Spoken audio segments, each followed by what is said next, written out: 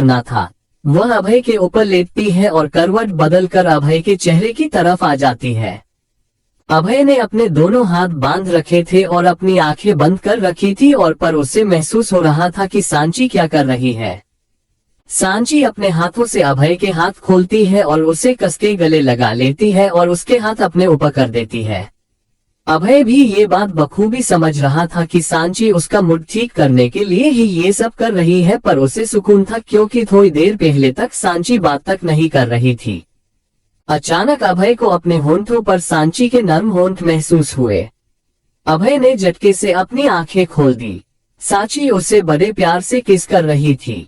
अभय भी उसे कसकर बाहों में भर लेता है और उसे किस करने लगता है। जब सांची को यह एहसास हुआ कि अभय ने खुद से कंट्रोल खो दिया है, वह सीधी लेट जाती है। अभय उसके ऊपर आ जाता है और उसकी गर्दन, होंठ और पूरे चेहरे को चूमने लगता है। चैप्टर 67 सांची की नौटंकी। पराक्रम। हर्षद के कमरे में हर्षद बालकनी में खड़ा कुछ सोच रहा था जब उसे अपने ऊपर किसी की पकड़ महसूस हुई। उसने पीछे मुड़ के देखा तो ये दिया थी। हर्षद प्यार से उसे गले लगाता है और उससे पूछता है दुखी हो। दिया ना में सिर हिला देती है तो हर्षद उसका चेहरा अपने हाथ में लेता है और प्यार से कहता है, दिया मैं मानता हूँ कि मैं अकेला हूँ, पर मैं तुमसे वादा करता हूँ मैं इस अकेलेपन को तुम्हारे करीब कभी नहीं आने दूंगा। दिया उसकी बात सुन बस हल्का सा मुस्कुरा देती है। हर्षद उसे कमर से पकड़कर अपने करीब खींच लेता है और उसके होंठों पर अपने होंठ रख देता है और उसे किस करने लगता है। दिया अपने हाथ उसकी गर्दन में डाल के उसका साथ देने लगती है। थोड़ी देर में हर्षद उसे छोड़ता है और उसे अपनी गोद में उठाकर कमरे में ले आता है और उसे बेड पर लेटा देता है। अपनी शर्ट उतारकर हर्षद उसके पास जाकर लेट जाता है और उसके पूरे चेहरे को चूमने लगता है। उसके हाथ दिया की साड़ी को उससे अलग कर देते हैं। हर्षद अपना हाथ बढ़ाकर टेबल लैंप बुझा देता है। पराक्रम। सुबह जब अभय की आंख खुली तो उसने देखा सांची पहले से ही रेडी हो चुकी है। अभय उठकर बैठ जाता है। उसके मन में कुछ था जो वह कह नहीं पा रहा था, पर उसके चेहरे पर वह उलझन साफ दिखाई दे रही थी। सांची उसे ऐसे देख उसके पास चली जाती है और उसे कस के गले लगा लेती है। अभय भी उसे कस के पकड़ लेता है। उसने सांची को इतना कस के पकड़ा था जैसे छोटे ही सांची गायब हो जाएगी। सांची को भी यह महसूस होता है। वह अभय के कान में धीरे से कहती है, क्या हुआ है अभय, क्यों परेशान है। अभय उसे गले लगाए हुए ही कहता है, तुम थक तो नहीं गई। इन सब से मैं जितना प्रॉब्लम्स को सोल्व करने की कोशिश करता हूँ ये उतनी ही बती है और हर बार एक नया दर्द लेकर आती है। अभय ने ये बात काफी दर्द से कही थी। सांची उससे अलग होती है और उसके चेहरे को अपने हाथों में थाम कर प्यार से कहती है, तो हम उन प्रॉब्लम्स को हंस के मनाएंगे, उन्हें भगाएंगे नहीं। हम उनका सामना डट कर करेंगे। जब थक जाएंगे तो थोड़ा आराम करेंगे और फिर खड़े होकर लड़ेंगे, पर हार नहीं मानेंगे। और रही बात मेरी, तो मैं तो जब तक जान में जान है तब तक तुम्हारे साथ रहूंगी और तुम्हारी हर चीज को अपनाऊंगी, फिर चाहे वो तुम्हारे दर्द हो, प्रॉब्लम्स हो या तुम्हारी खुशियां हो। अभय उसकी इतनी प्यारी बात सुन मुस्कुरा देता है। सांची एक मासूम सा फेस बनाकर कहती है, अब मुझे पूरे दिन पढ़ाई करनी पड़ेगी क्योंकि रात तो मेरे पति को मनाने में ही चली गई। अब बेचारा दिन बचा है, उसमें भी उठने पर तो लगता है जैसे जान ही निकल जाएगी, पर फिर भी मैं कॉम्प्रोमाइज कर लूंगी। अभय उसकी नौटंकी समझ जाता है और प्यार से कहता है, इतना प्यार करती हो अपने पति से। सांची फिर उसी तरफ कहती है, अब क्या करूं, प्यार नहीं भी करती तब भी खुश तो रखना पड़ेगा ना, पति जो है। अभय उसकी बात सुन उसे अपने करीब खींच लेता है और शरारत से कहता है, तब तो आज खुश कर ही दो। इतना कहकर अभय उसे गर्दन पर बाइट्स देने लगता है। सांची उसे रोकते हुए कहती है, अभय प्लीज अभी नहीं, मुझे कॉलेज जाना है, प्लीज अभी नहीं। फाइन, रात को बदला लेता हूँ तुम्हारी इस नौटंकी का। इतना कहकर अभय उसे छोड़ देता है और बाथरूम में चला जाता है। सांची भी उसे कॉलेज जाने का बोल वहां से निकल जाती है। सुकून हाउस के सामने एक कैब आकर रुकती है। उस कैब से सांची बाहर निकलती है और सुकून हाउस की तरफ देखती है और अपने मन में कहती है, अब यही एक उम्मीद है जो मुझे मेरे अतीत से वाकिफ करा सकती है। सांची घर के गेट पर जाती है। वहां वॉचमैन खड़ा था। सांची उसे देख नर्म लहजे में कहती है, हेलो, मैं सांची शेखावत, अभय शेखावत की वाइफ। वॉचमैन उसकी बात सुन के कहता है, जी मैम, हमें चित्रा मैडम ने बताया था आपके बारे में। सांची इतना सुनकर कहती है, ठीक है, तो मैं घर के अंदर मासी का वेट कर रही हूँ, आप उन्हें कॉल करके बता दीजिए कि मैं यहाँ आई हूँ। इतना कहकर सांची घर की तरफ बढ़ जाती है और वॉचमैन जी मैम कहकर चित्रा को कॉल कर देता है। सांची उस घर को बड़े ध्यान से देख रही थी। उसे बहुत कुछ याद आ रहा था। वह खुद से ही कहती है, अब तो मेरी यादें भी धुंधली नहीं रही, अब तो बता दो कि कौन हूँ मैं। सांची घर के अंदर चली जाती है। उसे हर जगह अपने बीते पल याद आ रहे थे। उसकी नजर किचन पर पड़ी है। वहाँ एक औरत और एक बच्ची मिलकर कुछ बना रहे थे और मस्ती भी कर रहे थे। वह काफी खुश लग रहे थे। सांची वहाँ से थोड़ी आगे आती है। वह सोफे पर देखती है, एक औरत बैठी थी और उसकी गोद में सिर रखकर एक लड़का और एक लड़की सो रहे थे। सांची अपनी आंखों से आंसू पोंछती है। इस घर के हर कोने में उसकी यादें थी। वह हॉल में खड़ी होकर पूरे घर को देखने लगती है। उसकी नजर दीवार पर लगे फोटो फ्रेम्स पर जाती है। वह उन्हें देखती है। उस दीवार पर कई सारे फ्रेम्स थे। उनमें वह औरत और वह बच्ची भी थी जिन्हें सांची अपने सपनों में देखा करती थी। वहाँ चित्रा के भी फोटोज थे। सांची की नजर एक फोटो पर पड़ी है। वह औरत बीच में बैठी थी और उसके पास वह बच्ची और एक लड़का था। सांची उस फ्रेम को हाथ में उठा लेती है और उसे देखने लगती है और प्यार से उस पर हाथ फेरती है। वह उस फोटो को हाथ में लिए ही उन दूसरी फोटोज को देखने लगती है। उस लड़के के साथ भी उस बच्ची की काफी सारी फोटोज थी। अचानक सांची को गोली चलने की आवाज आती है और वह पीछे मुड़कर देखती है। जिसने गोली चलाई वह आदमी गेट की तरफ खड़ा था। उसने खुद को लंबे काले कोट से ढक रखा था, हाथों में और पैरों में लंबे काले मोजे और उसके चेहरे पर ब्लैक मास्क और सिर पर ब्लैक हेट पहनी थी। उसकी शक्ल नहीं दिखाई दे रही थी। इतने में वह शख्स एक और गोली चला देता है। गोली सीधे सामने खड़ी औरत के सीने में जाकर लगती है।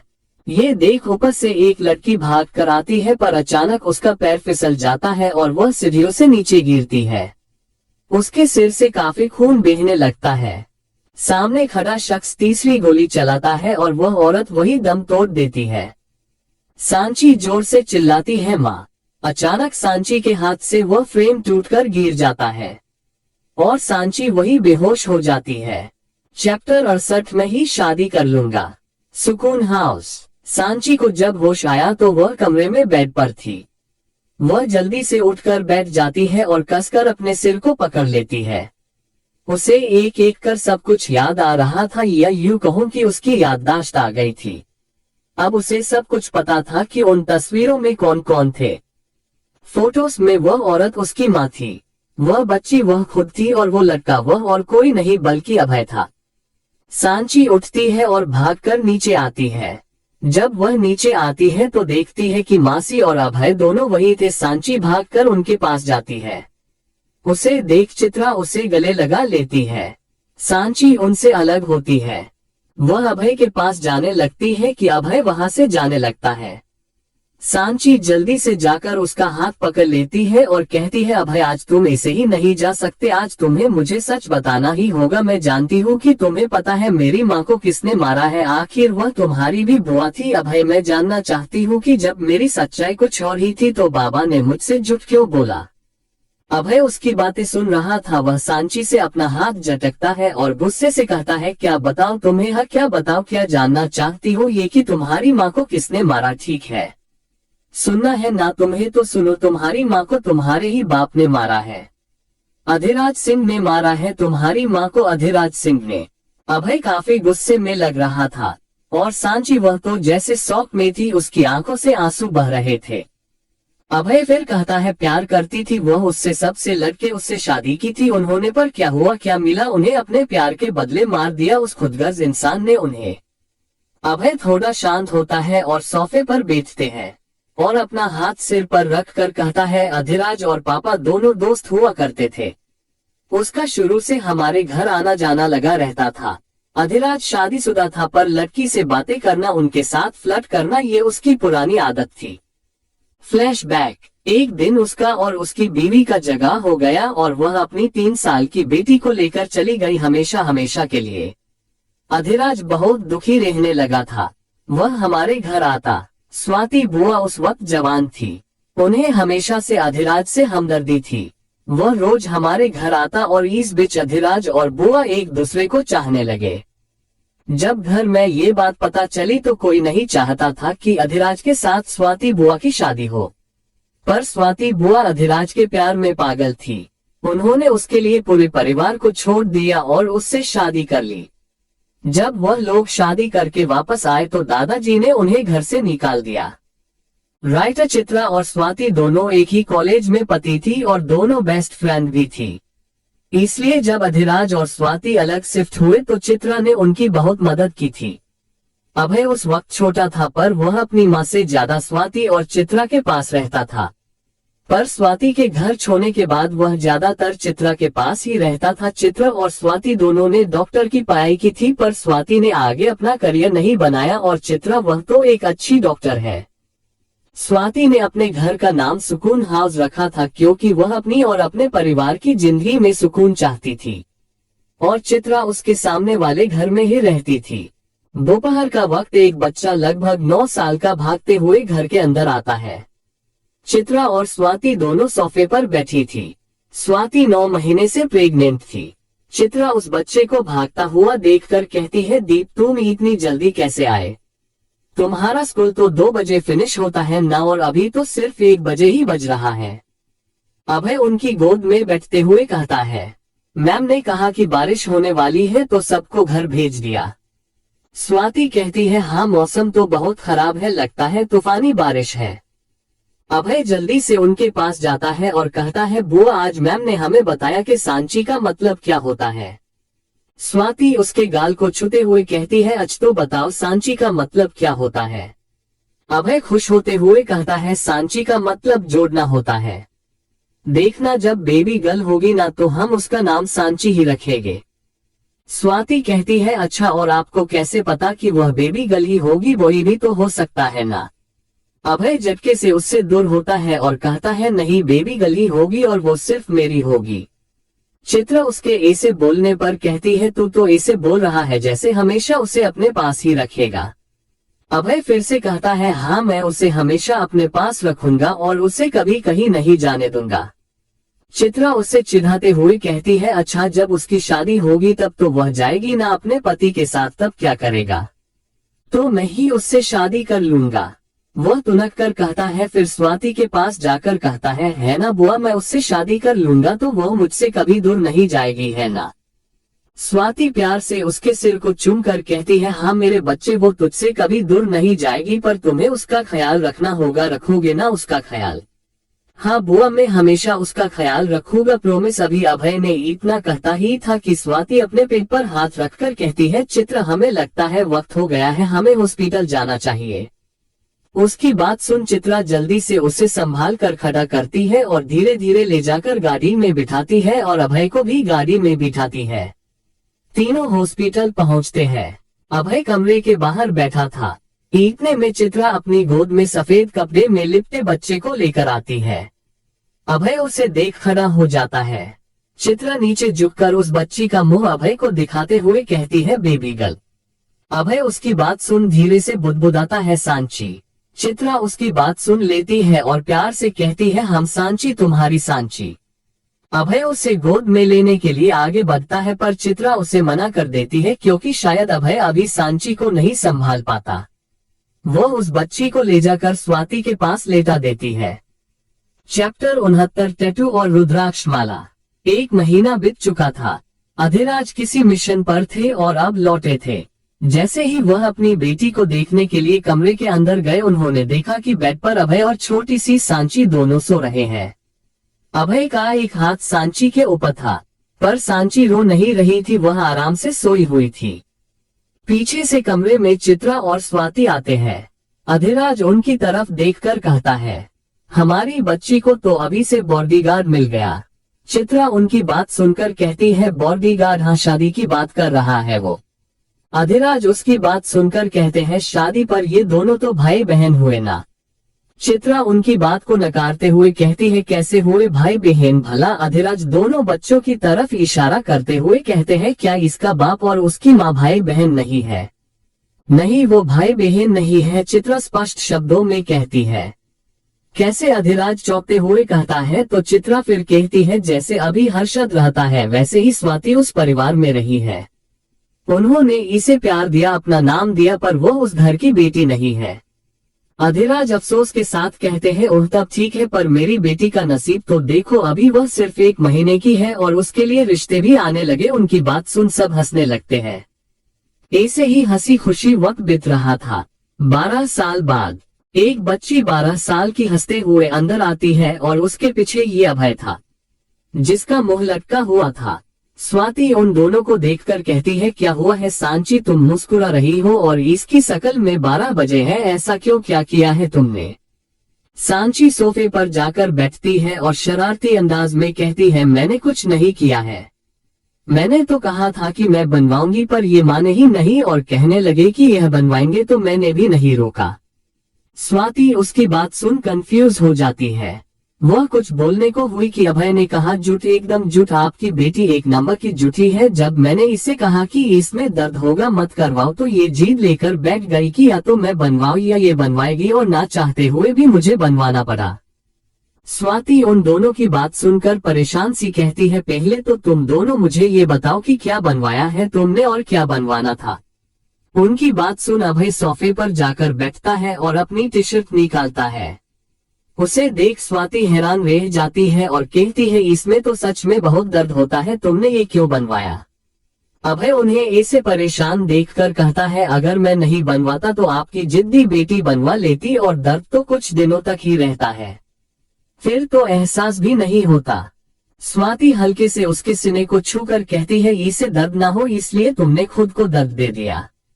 उनकी बात सुन अभय मुस्कुरा देता है और बात बदलते हुए कहता है, आज के बाद मैं इसे अपने साथ कभी मेले में लेकर नहीं जाऊंगा। एक तो फालतू का ये टैटू बनवा दिया, ऊपर से पूरे मेले में घूमने के बाद एक चीज पसंद आई थी, वो भी इसने ले ली। अभय सांची को तरेरते हुए कहता है। स्वाति सांची की तरफ देखती है। उसके छोटे से हाथ में रुद्राक्ष की माला नी 3 राउंड में तो वो आ ही नहीं रही थी, इसलिए 5-6 राउंड लपेटे हुए थे। स्वाति उस माला को देखकर कहती है, सांची माला वापस करो, अभय को बाद में दे दूंगी। सांची इतना कहकर कमरे में भाग जाती है। उनकी लाइफ में कहीं भी गम नहीं था, वक्त सुकून से बीत रहा था। सांची 14 साल की थी, आज रक्षाबंधन था और सांची और अभय की आखिरी मुलाकात। अभय उससे मिलने आया। वह सांची से रिक्वेस्ट करता है कि वह आज उसे माला दे दे। आज घर में हर्षद की शादी के फंक्शंस भी थे और रक्षाबंधन भी। सांची ना चाहते हुए भी उसे वो माला दे देती है और इतने में अभय का फोन बजता है और वो थोड़ी देर में आने का बोल वहां से चला जाता है। पर उसे क्या पता था कि वह सांची से आखिरी बार मिल रहा था। प्रेजेंट अभय सोफे से खड़ा होता है और कहता है, उसके बाद में जेल में था, जब मुझे पता चला कि बुआ इस दुनिया में नहीं रही। जब मैं जेल से छूटा तो मैंने सबसे पहले तुम्हें ढूंढने की कोशिश की, पर तुम जा चुकी थी। मासी भी वहां से कहीं और शिफ्ट हो गई थी। सुकून हाउस बिक चुका था, पर मेरी तुम्हारी बुआ की मासी की यादें थी यहाँ। मैं कैसे बिकने देता इस घर को, तो मैंने ही ये घर खरीद लिया और फिर मासी को ढूंढा। उन्होंने भी अपना घर बेच दिया था। मैं उन्हें सुकून हाउस ले आया और उनसे पूछा कि क्या हुआ था, पर उन्हें भी कुछ पता नहीं था। जब वह घर पहुंची तो वहां कोई नहीं था, सब खत्म हो चुका था। उन्होंने पता लगाने की कोशिश की, मगर उनके हाथ कुछ नहीं लगा। और फिर मैंने अपना काम शुरू किया और अपने तरीके से पता लगाने की कोशिश की, तब मुझे पता चला अधिराज ने किसी लड़की का रेप किया था और उसका मर्डर भी किया था, और उस जुर्म में अंदर गया मैं। पता नहीं कैसे, पर बुआ को ये सारी बातें पता चल गई और उन्होंने अधिराज को धमकी दी कि अगर उन्होंने सबको सच नहीं बताया तो वह सबके सामने उसकी असलियत ले आएगी और फिर अधिराज जेल में होगा। अपने गुनाह को छुपाने के लिए उन्होंने अपनी पत्नी को मार दिया और उस हादसे को आतंकी हमला साबित कर दिया। तुम्हें कुछ पता ना चले इसलिए उसने तुम्हें पने के लिए नैनीताल भेज दिया और तुमसे झूठ कहा कि तुम्हारी माँ बहुत पहले मर चुकी थी। अभय की बातें सुन चित्रा उसे अनिश्चितता से देखने लगती है, जैसे कह रही हो कि ये क्या कह रहे हो तुम, पर वह कुछ नहीं कहती और चुप ही रहती है। पर सांची वह तो अभय की बातें सुन टूट ही गई थी। वह वही जमीन पर बैठ जाती है और फुट फुट कर रोने लगती है। उसे ऐसे देख चित्रा उसकी तरफ बने को हुई तो अभय ने उन्हें हाथ के इशारे से रोक दिया। चैप्टर 70 सांची की खुशी। सुकून हाउस। सांची काफी देर से रो रही थी। अब अभय उसके पास गया और उसे अपने गोद में उठा लिया और कमरे ले जाकर बेड पर लेटा दिया और खुद उसके सिर को सहलाने लगा। थोड़ी देर में सांची रोते रोते सो गई। अभय उससे अच्छे से ब्लैंकेट ओढ़ाता है और कमरे से बाहर चला आता है। जब वह नीचे आया तो उसने देखा चित्रा वही सोफे पर अपना सिर पके बैठी थी। जब उसे महसूस हुआ कि कोई उसके पास आया है तो वह जल्दी से ऊपर देखती है और जब वह अभय को देखती है तो खड़ी हो जाती है और जल्दी से कहती है, दीप अब क्या बचा है, अब तो उसकी याददाश्त भी आ गई है, अब तो उसे सब बता देना था।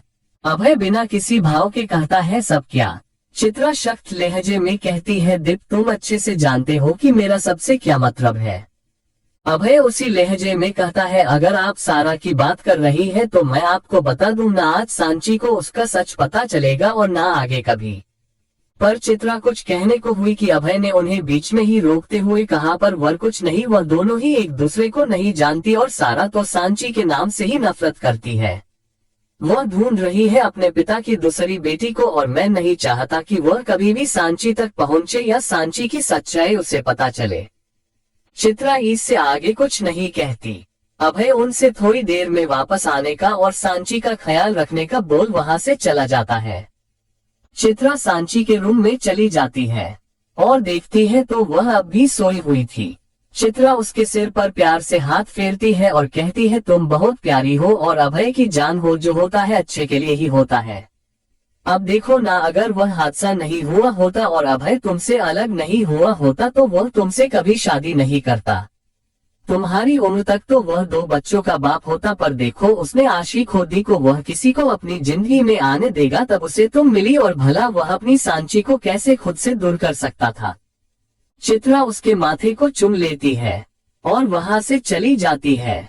शाम हो चुकी थी। जब अभय वापस आया तो उसे घर में कुछ अजीब लगा। उसने देखा कि सांची किचन में खाना बना रही थी और चित्रा सोफे पर बैठी थी परेशान सी।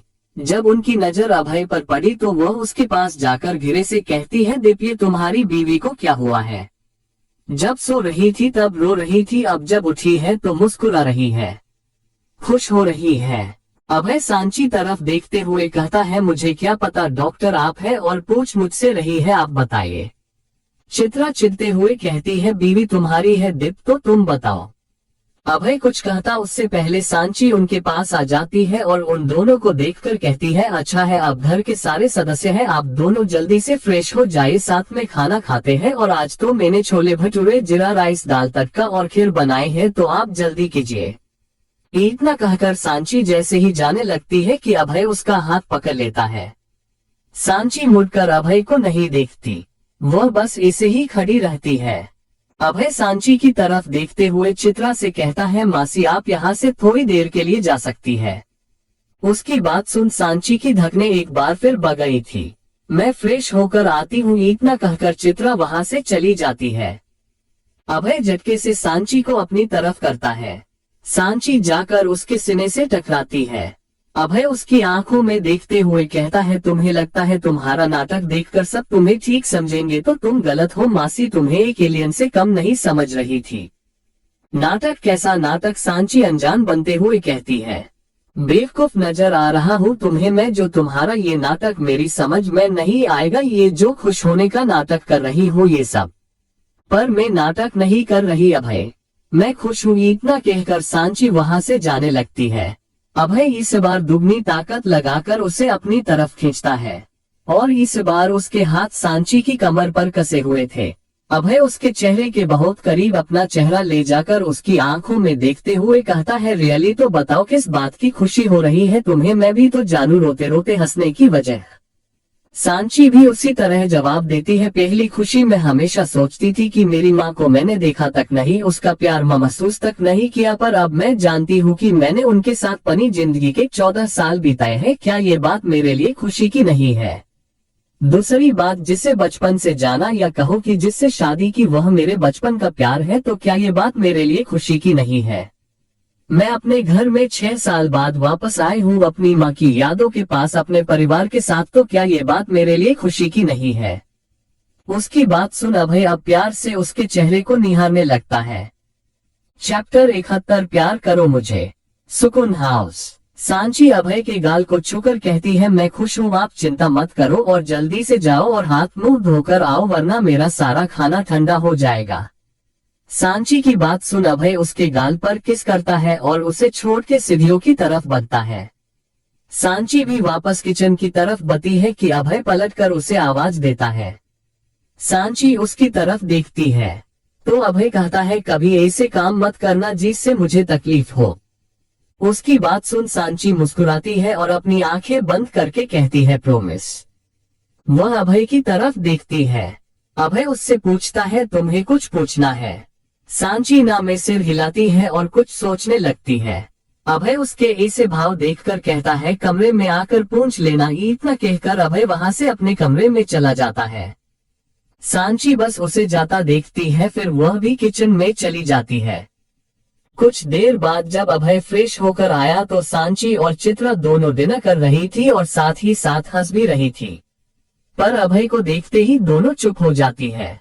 अभय को उन्हें ऐसे अजीब लगता है पर वह कुछ नहीं कहता और वह भी बैठ जाता है। तीनों चुपचाप डिनर करते हैं, पर बीच बीच में चित्रा और सांची दोनों मंद मंद मुस्कुरा रही थी। अब अभय को काफी इरिटेशन हो रही थी। वह अपने दोनों हाथ डाइनिंग टेबल पर रखता है और सख्त आवाज में पूछता है, क्या मैं जान सकता हूँ ये इतनी खीखी किस बात पर की जा रही है। उसकी बात सुनते ही चित्रा अपनी जगह से खड़ी हो जाती है और कहती है, मेरा हो गया, अब मैं सोने जा रही हूँ तो प्लीज मुझे कोई भी डिस्टर्ब मत करना। इतना कहकर चित्रा वहां से 9-2-11 हो जाती है। अब अभय की नजर सांची पर थी। सांची जल्दी से उसकी नजर से बचने के लिए उठती है और काम करने लगती है। अभय वही बैठे बैठे बस उसे घूर रहा था। रात के 9 बजे सांची जल्दी से अपने कमरे में आती है और उसके पीछे अभय। सांची जैसे ही आगे बढ़ती है कि अभय उसे अपने करीब खींच लेता है। सांची उसके ऐसे अचानक कड़ी हरकत से डर जाती है और अभय की तरफ देखती है। अभय दरवाजा बंद करता है और उसका हाथ छोड़ उसकी कमर पर हाथ रखता है और उसे प्यार से देखते हुए कहता है, क्या पूछना था तुम्हें। सांची अपने पैर को बार बार उठा रही थी। अभय ये देखकर उसे बेड पर लेटा देता है और खुद उसके ऊपर आ जाता है। सांची कुछ सोचते हुए कहती है, आप मुझसे कितने साल बड़े हैं। अभय उसकी बात सुन कंफ्यूजन में कहता है, 9 साल। क्यों। सांची उसके गले में अपनी बाहें डालते हुए कहती है, मासी ने कहा था अगर हम अलग ना हुए होते तो आपकी किसी और से शादी हो चुकी होती और अब तक तो आप 2 बच्चों के पापा होते। अभय उसके होंठों पर अपना अंगूठा फेरते हुए कहता है, शादी का तो पता नहीं पर पापा तो अब भी बन सकता हूँ। सांची उसकी बात सुन थोड़ी चिंता के साथ कहती है, मुझे आपसे कुछ बात करनी है। अभय उसकी गर्दन पर किस करते हुए कहता है, हम कहो। सांची अपनी आंखें बंद करके उसकी शर्ट को कसके पकड़ते हुए कहती है, कहने लायक छोड़ा ही कहा है। अभय उसकी बात सुन मुस्कुरा देता है और उसकी गर्दन पर बाइट करता है जिससे सांची की हल्की आह निकल जाती है। अभय सांची की तरफ देखता है। सांची के आंखों के कोनों से हल्के आंसू निकल आते हैं। वह अभय के चेहरे को थामती है और उसके पूरे चेहरे पर किस करती है। अभय उसे कमर से पकड़कर अपने और करीब कर लेता है।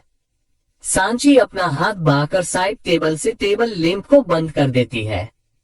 अभय उसके हाथ को ऊपर कर देता है और उसे बेतहासा चूमने लगता है। आज सांची को पता नहीं क्या हुआ था, वह बस चुपचाप बेड पर लेटी थी। अभय को ये बहुत अजीब लग रहा था। वह समझ भी रहा था कि सांची परेशान है, पर उसने उसका मूड ठीक करने के लिए उसका ध्यान भटकाने के लिए किया था। अभय उससे दूर हो जाता है। आज वह चाहकर भी उसे नहीं मना पा रहा था, पर कुछ था जो खुद अभय को भी परेशान कर रहा था। अचानक उसे कुछ महसूस हुआ। सांची ने पीछे ही उसे गले लगा लिया था। अभय भी उसकी तरफ चेहरा कर लेता है। सांची थोड़ी ऊपर उठती है और खुद ही अपने कुर्ती की डोरी खोल देती है। फिर अभय के शर्ट के बटन खोलने लगती है। अभय उसे रोकते हुए कहता है, सांची सो जाओ, पर सांची उसके बेहद करीब आकर उसके कान के पास कहती है, आज मुझे नींद नहीं आने वाली। इतना कहकर सांची अभय के कान को चूम लेती है। अभय अपना एक हाथ उसकी गर्दन पर रख उसे अपने नीचे ले आता है और उसे के सिर से सिर टिका कर कहता है, बहुत घबराहट हो रही है, कुछ है तुम्हारे मन में जो तुम बता नहीं रही हो, पर तुम्हारी हरकतें जता जरूर रही है तुम। अभय इतना कहता है कि सांची उसके होंठों पर किस कर लेती है और उससे अलग होकर कहती है, आज नहीं अभय, आज सिर्फ प्यार चाहिए, प्यार करो मुझे, बस प्यार करो। सांची की मदहोश कर देने वाली आवाज सुन अभय भी उसमें खोसा जाता है। Chapter 72 pregnant. सुकून हाउस। सुबह के 8 बजे बज गए थे पर अभय अब भी सो रहा था। जब उसकी आंख खुली तो उसने देखा सांची कमरे में नहीं थी। अभय को अजीब लगा। वो उठकर बाथरूम में देखता है, बालकनी के देखता है, पर सांची कहीं नहीं थी। अभय जल्दी से नीचे आता है।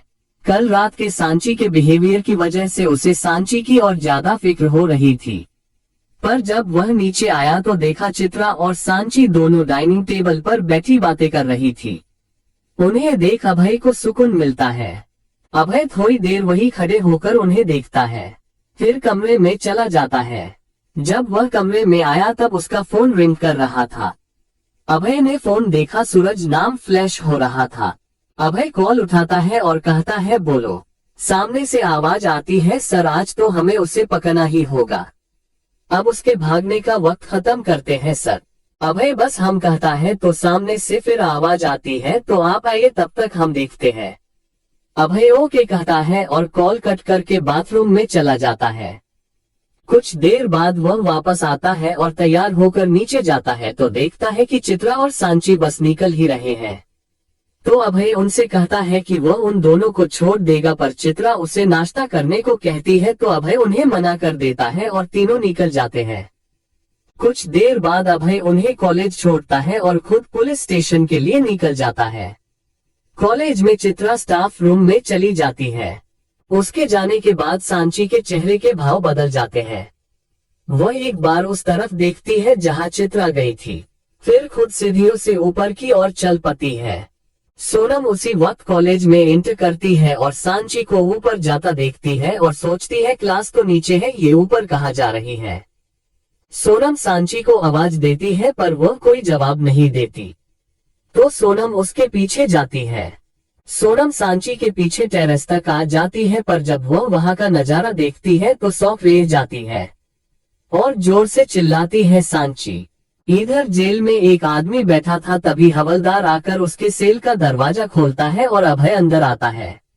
वह शख्स अभय की तरफ नफरत से देखता है तो अभय उसके सामने बैठते हुए कहता है, घूर ले, जितना घूरना है घूर ले, क्योंकि इसके अलावा अब तू कुछ नहीं कर सकता। कल तेरी कोर्ट में पेशी है और मेरे पास सबूत, तुझे तेरे गुनाह की सजा मिलकर रहेगी मिराज।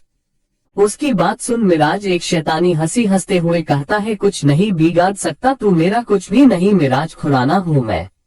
अरे 6 साल पहले कुछ नहीं कर सका मेरा जब हमने तुझे फंसाया था, अब क्या कर लेगा? मैं क्या कर सकता हूँ और क्या नहीं ये तो तुझे वक्त ही बताएगा मिराज, तब तक तू इस जगह का मजा ले। अभय इतना कहकर सेल से बाहर चला आता है। तभी सामने से एक आदमी सिविल ड्रेस में अंदर आता है। वह अभय को देखकर सैल्यूट करता है। अभय भी उसे ग्रीट करता है। अभय उसे देखकर कहता है, तुमसे जो कहा है वह करो सूरज, और अगर कोई भी प्रॉब्लम हो तो मुझसे कांटेक्ट करना। सूरज जी सर कहता है और वहां से चला जाता है। तभी अभय का फोन बजता है। कॉल चित्रा का था। अभय को थोड़ा अजीब लगता है क्योंकि चित्रा इस वक्त लेक्चर में रहती थी और कभी कॉल नहीं करती थी। अभय कॉल उठाता है। उसके कुछ कहने से पहले ही चित्रा कहती है, देव जल्दी कॉलेज आओ प्लीज। पर हुआ क्या, अभय के इतना कहते कहते चित्रा फोन कट कर चुकी थी। अभय को अब डर लग रहा था। उसने सोचा कहीं सांची के साथ तो कुछ नहीं हो गया।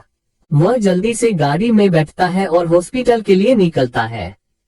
कुछ देर में अभय हॉस्पिटल पहुंचता है और वह चित्रा के केबिन में जा ही रहा होता है कि उसकी नजर सामने वार्ड पर पड़ती है। चित्रा, सोनम, पूर्वी तीनों उस वार्ड के बाहर खड़ी थी। उन तीनों को ऐसे देख अभय का दिल बैठ जाता है। वह जल्दी से उस तरफ जाता है और जाकर चित्रा से पूछता है, मासी क्या हुआ है, आप ऐसे वार्ड के बाहर क्यों खड़े हो, कौन है वार्ड में और सांची कहाँ है? चित्रा अभय की तरफ देखती है और गुस्से में कहती है, दीप सच में रियली तुम ऐसा कैसे कर सकते हो, वह अभी पढ़ रही है और कैसे संभालेगी वो ये सब। चित्रा की बातें अभय के समझ में नहीं आती। वह कंफ्यूजन में कहता है, मासी प्लीज सही से बताइए क्या हुआ है सांची को, और मैंने क्या किया है, और मैंने कब उसे पढ़ने से मना किया। अभय की बात सुन चित्रा उसी तरह कहती है, और रियली दीप तुमने जो किया है उसकी वजह से उसकी पढ़ाई अपने आप बंद हो जाएगी। अभय खिंचते हुए कहता है, पर क्यों? क्योंकि इस कॉलेज में प्रेग्नेंट लड़की नहीं पढ़ सकती। चित्रा भी उसी तरह कहती है। हाँ तो प्रेग्नेंट नहीं, पर अचानक अभय को एहसास हुआ कि चित्रा ने क्या कहा है।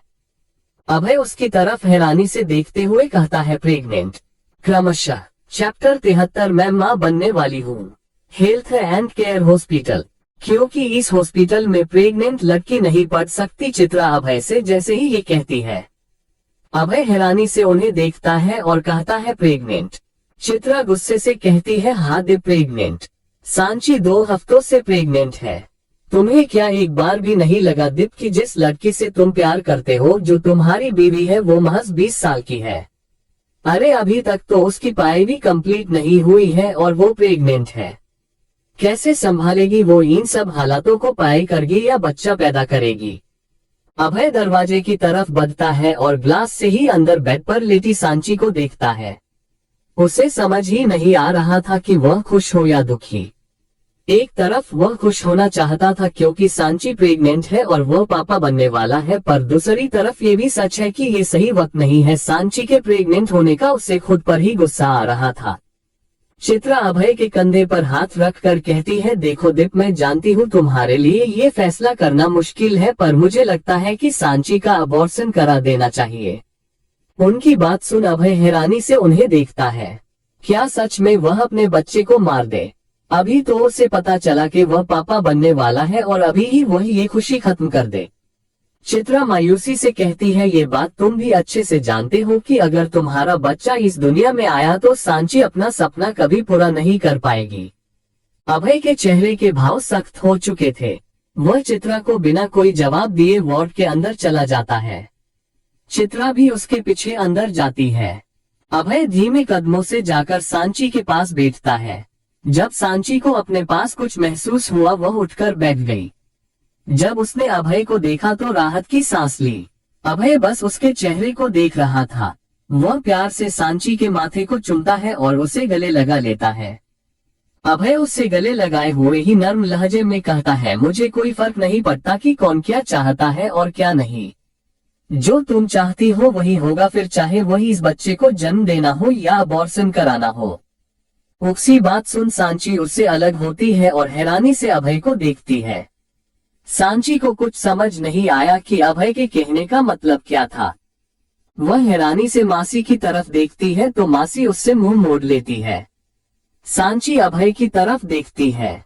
अब उसे कुछ समझ आ रहा था कि क्या हो रहा था। वह हल्के से अपने पेट पर हाथ रखती है और कुछ महसूस करने की कोशिश कर रही थी। अब उसे एहसास हुआ कि क्या बोल रहा था अभय। सांची के चेहरे पर अपने आप एक मुस्कान आ जाती है और आंखों में आंसू। वह अभय की तरफ देखकर पूछती है, मैं माँ बनने वाली हूँ। अभय को कुछ समझ नहीं आया। क्या मासी ने उसे नहीं बताया था कि वह माँ बनने वाली है? अभय प्यार से उसके गाल को छूकर बस हम कहता है। सांची उसे खुशी से कसके गले लगा लेती है। सच में आज उसका दिल एक बार फिर जीने का कर रहा था। कहाँ वो मरना चाहती थी और कहाँ उसे इतनी बड़ी जीने की वजह मिल गई। सांची को याद आता है कि अभय ने क्या कहा। वह झटके से उससे अलग होती है और कहती है, आप मेरा अबॉर्शन क्यों करवाना चाहते हैं? अभय ना में सिर हिलाता है और कहता है, बिल्कुल नहीं, तुम जो चाहती हो वह होगा। सांची कुछ बोलने को हुई कि चित्रा कहती है, दीप ये क्या लगा रखा है?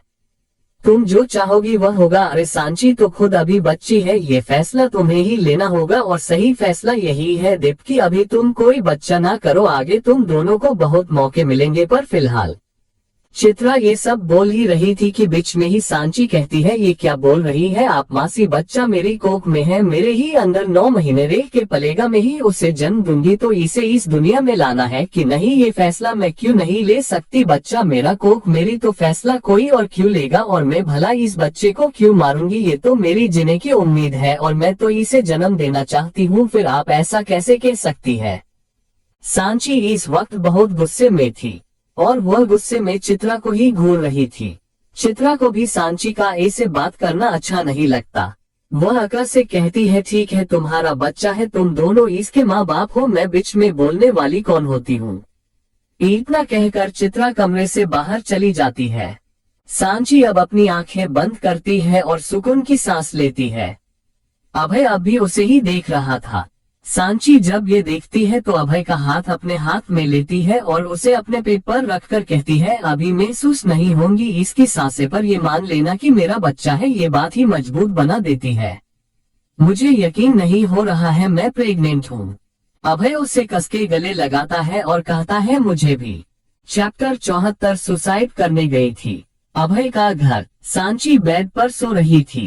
इतने में अभय कमरे में आता है। वह सांची को देखता है जो बहुत ही सुकून से सो रही थी।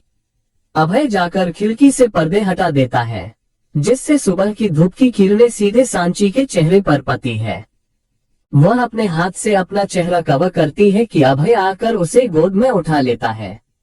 सांची उसके सीने में अपना सिर छुपाते हुए कहती है, सोने दीजिए ना। अभय उसे बाथरूम की तरफ ले जाते हुए कहता है, बिल्कुल नहीं, मैं नहीं चाहता कि मेरा बच्चा तुम्हारी तरह आलसी बने, इसलिए उठ जाओ। अभय उसे बाथरूम में ले जाता है और सोवा के नीचे खड़ा कर सोवा ऑन कर देता है। सांची अपने ऊपर ठंडा पानी महसूस कर अभय के सीने से लग जाती है और इसे ही खड़ी कहती है, आप बहुत बुरे हो। अभय उसकी टी शर्ट को उठाते हुए कहता है, लगता है मुझे तुम्हें नहलाना पड़ेगा। सांची जल्दी से उसके हाथ खुद से दूर करते हुए कहती है, कोई जरूरत नहीं है, मैं खुद नहा लूंगी। सांची अभय को बाथरूम से बाहर धकेल देती है। अभय के बाहर जाने के बाद सांची थोड़ी देर में नहाकर बाहर आती है। जब वह बाहर आई तो अभय वही उसके लिए खाने की ट्रे लेकर बैठा था। सांची उस ट्रे में खाना देखती है तो कटे हुए फल, दूध का ग्लास और फ्रेश वेजिटेबल सूप था। सांची अभय की तरफ बुरा सा मुंह बना के देखती है तो अभय उसे चेयर पर बैठाते हुए कहता है, मुझसे बेहतर तुम्हें पता है कि प्रेगनेंसी में क्या सही रहेगा और क्या नहीं, तो चुपचाप ये सब खाओ। अभय की बात सही भी थी। सांची चुपचाप सब कुछ खा लेती है। फिर अभय उसे उसकी बुक्स देकर पढ़ने के लिए कहता है और खुद ट्रे लेकर वहां से चला जाता है। सांची उन किताबों को देखती है। उसे कल की बातें याद आ रही थी। कल सांची और अभय दोनों वार्ड में थे, तभी सोनम अंदर आती है। सोनम सांची के पास आकर बैठती है और उसे कॉन्ग्रेचुलेट करती है। सांची उसे थैंक यू कहती है तो सोनम उससे फिर कहती है, ये सुन के अच्छा लगा कि तुम दोनों मम्मी पापा बनने वाले हो, पर तू ऊपर टेरेस पे क्या कर रही थी? मैंने तुझे कितनी आवाजें भी दी पर तूने सुना ही नहीं। वो तो अच्छा हुआ कि मैं तेरे पीछे आ गई, वरना वहां गिर के मर जाती तू। सोनम की बात सुन सांची अभय की तरफ देखती है। अभय हैरानी से सांची को देखता है और फिर सोनम से पूछता है, ये क्या कह रही हो तुम? सांची टेरेस पर थी। हाँ टेरेस पर थी, और अगर मुझे एक सेकेंड की भी देर हो जाती ना तो ये टेरेस से नीचे आके गिरती। सोनम सांची की तरफ देखकर कहती है। अभय उन दोनों को सवालिया नजरों से देख रहा था। सोनम उसे ऐसे देखकर कहती है, जब मैं टेरेस पर गई तो ये पाली के बहुत करीब खड़ी थी और इसे शायद चक्कर आ गया था। अगर मैं जाकर इसका हाथ अपनी तरफ ना खींचती तो ये सीधा उल्टी दिशा में गिरती। सोनम की बात सुन अभय के चेहरे के भाव बदल जाते हैं। वह सांची से पूछता है, तुम टेरेस पर क्यों गई थी? अभय का सवाल सुन सांची को काफी घबराहट हो रही थी।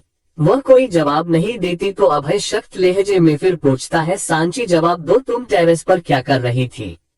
सांची अब भी कुछ नहीं कहती। अब अभय को गुस्सा आ रहा था। शायद वह जानता था कि सांची वहां क्यों गई थी। अभय ठंडे लहजे में कहता है, सुसाइड करने गई थी। अभय की बात सुनकर सोनम सांची को और सांची अभय को हैरानी से देखती है। सांची की इस बड़ी नजरों ने अभय को सही साबित कर दिया। वह गुस्से में अपनी जगह से खड़ा होता है और वहां से जाने लगता है कि सांची जल्दी से बेड से उठती है और अभय के सामने जाकर उसे रोकते हुए कहती है, अभय प्लीज रुको, मेरी बात सुन। मुझे सच में नहीं पता था कि मैं प्रेग्नेंट हूँ, वरना मैं कभी वहां नहीं जाती। सांची की आंखों में आंसू थे। अभय उसे घूरते हुए कहता है, इसका मतलब तुम जिंदा हो सिर्फ अपने बच्चे के लिए, राइट? तुम वहां मरने चली गई बिना ये सोचे कि कोई है जो तुम्हारे लिए जीता है। सांची रोते हुए ना में सिर हिलाती है। वह कुछ बोलने को हुई कि अभय फिर कहता है, इतने प्यारे हैं तुम्हें तुम्हारे बिते हुए अपने की तुम्हें उन लोगों से भी फर्क नहीं पड़ता जो तुम्हारे साथ है, तुमसे प्यार करते हैं।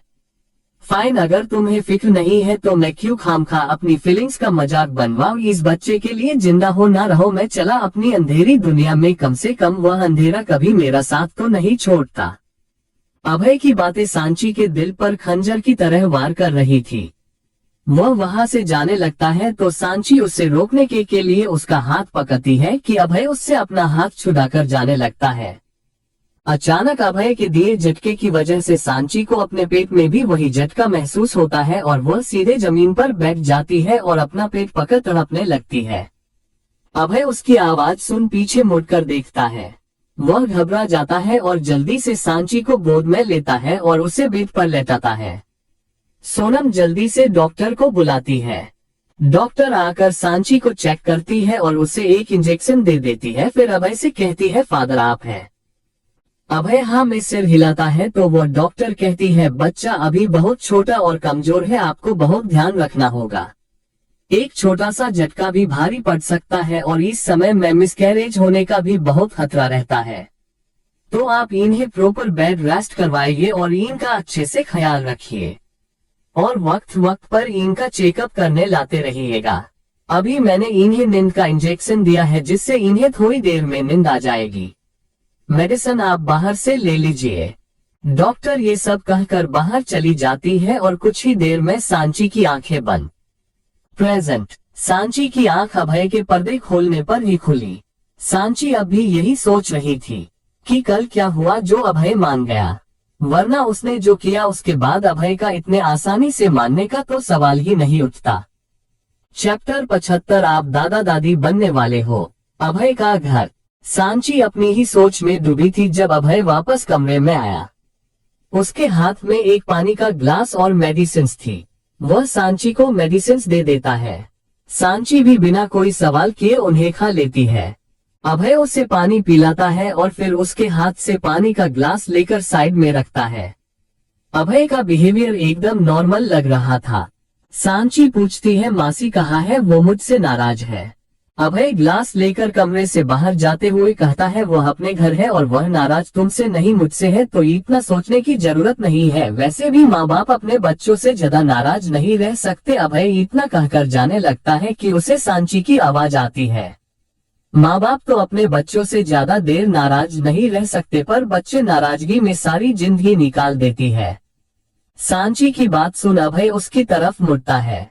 सांची का हाथ अपने पेट पर था। वह अपने पेट की तरफ ही देखते हुए कहती है, कितना अजीब इत्तेफाक है हम दोनों के बीच। मैं हमेशा माँ बाप के प्यार के लिए तरसती रही, पर मुझे उनका प्यार नहीं मिला और आपसे आपका पूरा परिवार प्यार करता है, पर आप उनके पास नहीं जाते। सांची अभय की तरफ देखकर कहती है, भगवान ना करे अगर हमसे कभी कोई गलती हो तो हमारा बच्चा भी हमसे ऐसे ही जिंदगी भर नाराज रहेगा। सांची का सवाल सुन इन 7 सालों में पहली बार अभय को पता नहीं क्यों अपने परिवार के लिए कुछ महसूस हुआ। सांची फिर कहती है, अभय ना मुझे कभी परिवार का प्यार मिला और ना आप अपने परिवार के साथ रहे, पर क्या हम हमारे बच्चे को पूरे परिवार का प्यार नहीं दे सकते? उसके साथ सब होंगे, उसके माँ पापा, दादा दादी, काका काकी, बुआ, भाई बहन सब। सांची उठती है और अभय के पास जाकर उसका हाथ अपने हाथ में लेकर कहती है, अभय एक छोटा सा वर्ड है, बोल देते हैं ना? मुझे भी परिवार के साथ रहना है, अपने ननिहाल नहीं तो मेरे ससुराल ही ले चलो प्लीज। अभय उसकी तरफ देखता है। वह सांची से अपना हाथ छुड़वाता है और बिना कुछ बोले वहां से चला जाता है। सांची बस उसे जाते हुए देखती है। उसे कुछ समझ नहीं आ रहा था कि वह ऐसा क्या करे कि अभय अपने परिवार से एक हो जाए। वह जाकर बेड पर बैठ जाती है। दवाई के असर की वजह से उसे जल्दी ही नींद आ जाती है। लगभग 2 घंटे बाद सांची की आंख खुलती है। वह देखती है कि बेड पर सामान पड़ा था और एक चिट। सांची उस चिट को उठाकर पढ़ती है। उस पर लिखा था, अगर अपने ससुराल जाना है तो बहू बनके जाना पड़ेगा, तैयार हो जाओ अभय। सांची पढ़कर बहुत खुश होती है। वह उस सामान को देखती है। वहाँ एक पीले रंग की साड़ी थी, चुड़िया, राधा के कंठन और कुछ और संवरने का सामान। सांची जल्दी से साड़ी लेकर बाथरूम में चली जाती है। कुछ ही देर में वह तैयार होकर घर से बाहर आती है। अभय वही खड़ा उसका इंतजार कर रहा था। सांची उसे देख स्माइल करती है, पर अभय बिना कोई रिएक्ट किए जाकर ड्राइविंग सीट पर बैठ जाता है। उसे ऐसे देख सांची को लगा जैसे वह अभी उससे नाराज है, पर वह कुछ नहीं कहती और जाकर को ड्राइवर सीट पर बैठ जाती है। अंदर बैठते ही वह हैरान रह जाती है, क्योंकि गाड़ी में अभय के अलावा दिया और हर्षद भी थे। वह हैरानी से अभय की तरफ देखती है तो अभय बिना उसकी तरफ देखे ही कहता है, ये भी हमारे साथ घर चल रहे हैं। अभय कार स्टार्ट कर देता है। कुछ ही देर में उनकी कार शेखावत मेंशन के बाहर थी। मेन गेट पर खड़ा चौकीदार जब ड्राइविंग सीट पर अभय को देखता है, वह खुशी से फुला नहीं समाता, जल्दी से जाकर गेट खोल देता है। अभय की गाड़ी मेन गेट से अंदर आती है। उस चौकीदार की आंखों में अभय को देखकर खुशी के आंसू आ जाते हैं। चारों गाड़ी से नीचे उतरते हैं। सांची तो बहुत खुश थी कि आज वह अपने परिवार से या ससुराल जो भी कह लो मिलने वाली थी, पर अभय, हर्षद और दिया का तो जैसे हाल बेहाल था। वह तीनों एक दूसरे की तरफ देखते हैं। तभी घर के अंदर से बाहर आ रही जिया की नजर उन पर पड़ती है। एक पल के लिए तो वह वही जम सी जाती है, पर अगले ही पल उसी के चेहरे पर एक बड़ी सी मुस्कान आ जाती है। वह भागकर अंदर जाती है और हॉल में ही खड़ी होकर चिल्लाने लगती है, बड़े पापा, बड़ी माँ, चाचा जी, चाची, दादी, सब जल्दी नीचे आइए, देखिए कौन आया है। उसकी आवाज सुन घर के सारे सदस्य हॉल में आ जाते हैं। राधा सीढ़ियों से नीचे उतरते हुए पूछती है, क्या हुआ है जिया, ऐसे क्यों चिल्ला रही हो और कौन आया? इतना कहते कहते वह रुक जाती है। उनकी नजर दरवाजे के उस पार खड़े अभय पर जाती है। उनकी आंखों से आंसू निकल आते हैं। वह धीरे से बुदबुदाती है, दीप। उनकी नजर बस अभय पर ठहर सी जाती है। तभी दादी भी वहां आती है। उनकी नजर सीधे अभय पर जाती है। वह धीमे कदमों से चलकर उसकी तरफ जाती है और दहलीज के अंदर ही खड़ी रहकर प्यार से अभय को देखती है। दादी प्यार से अभय के चेहरे को छूती है और धीमी आवाज में कहती है, दीप मेरा बच्चा। वह कसके अभय को गले लगा लेती है। अभय की भी आंखों से आंसू की एक लकीर खींच जाती है। वह उन्हें गले लगाए हुए ही कहता है, दादी माँ, आई मिस यू जीएफ। दादी के चेहरे पर उसकी बात सुनकर एक स्माइल आ जाती है। रोते हुए भी वह भी कहती, miss you too BF. Radha उनकी तरफ बढ़ते हुए कहती है, मधु, आरती की थाल ले आओ। फिर अभय के पास जाकर सांची की तरफ देखते हुए कहती है, पहली बार बेटा घर में बहू लेकर आया है। मधु, अभय की बड़ी चाची, जल्दी से जाकर आरती की थाली ले आती है। घर के सभी मर्द यानी अभय के पापा, बड़े चाचा और छोटे चाचा भी वही थे, पर वह कुछ नहीं कहते।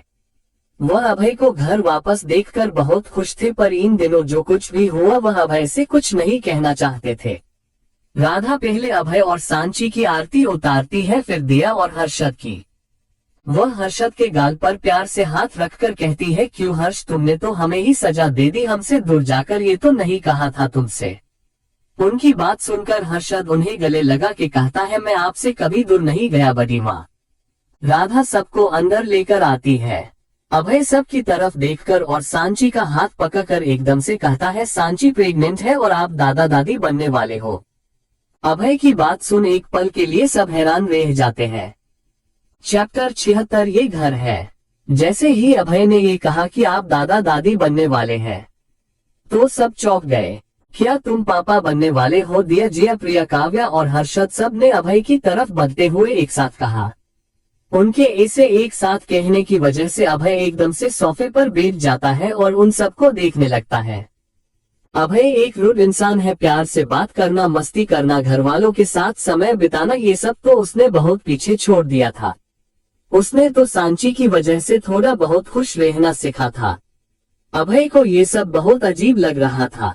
वह यही तो बताने आया था ना कि सांची प्रेग्नेंट है। अब बता दिया है तो सब ऐसे बिहेव कर रहे हैं। घर के बड़े तो अब भी हैरान थे। राधा उन सब के पास जाते हुए कहती है, एक मिनट दूर हटो सारे। राधा की बात सुन सब एक लाइन में खड़े हो जाते हैं। राधा अभय से बिना कुछ कहे सांची के पास जाती है और उसे सिर हिलाकर बस इशारे से ही पूछती है, तो सांची भी अपनी नजरें नीची करके बस हाँ में सिर हिला देती है। सांची की बात सुन राधा के चेहरे पर मुस्कान आ जाती है। पर फिर भी वह अपनी मुस्कान छिपाते हुए अभय की तरफ मुड़ती है और सख्त लहजे में कहती है, कितने दिन हुए। अभय भी सिंसियर बच्चे की तरह जवाब देता है, 2 हफ्ते। अभय की बात सुन राधा फिर कहती है, तुम्हें कब पता चला। कल। अभय जवाब देता है, क्या तुम्हें कल पता चल गया और तुम हमें अब बता रहे हो। इस बार सवाल दादी ने किया।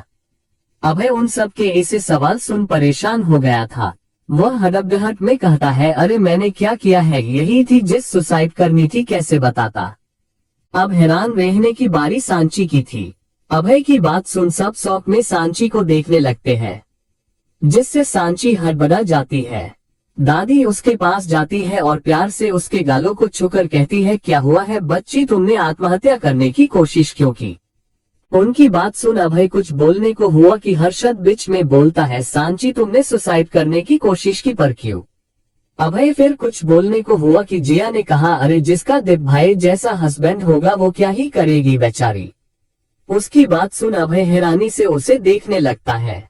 वह कुछ बोलने को हुआ कि दिया कहती है, ऐसा कुछ नहीं है भाई, किसी के साथ कैसे भी हो, पर सांची से वह बहुत प्यार करते हैं, है ना भाई।